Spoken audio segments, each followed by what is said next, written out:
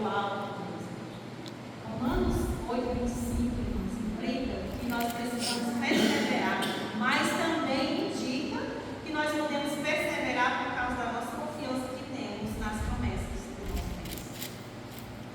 Jesus disse que aquele que perseverar até o fim, esse será salvo. Mateus 10:22.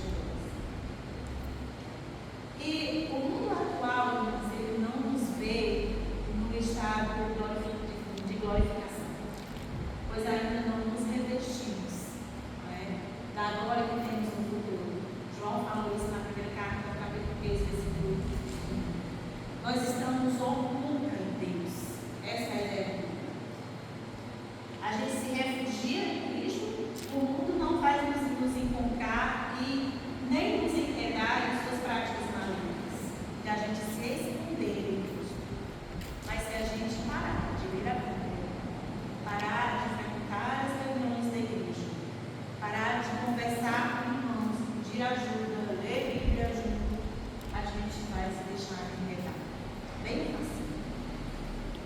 A gente vai estar oculta dos caminhos sedutores do mundo enquanto a gente permanece longe de Cristo, mas perto de Deus, a gente vai estar escondida.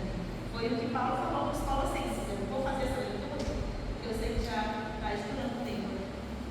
Então, quando Cristo voltar para nos levar para a glória, não estaremos mais ocultas, mas seremos manifestadas com Ele, seguindo a sua semelhança. Você já se imaginaram assim? Quando eu leio a Bíblia, eu meio que viajo assim, e por vezes eu me emociono também. Como que Deus olhou para mim? Como que Deus olhou para mim, enquanto pecadora, e me amou a ponto de enviar seu filho Jesus. Isso é totalmente suficiente para a gente ter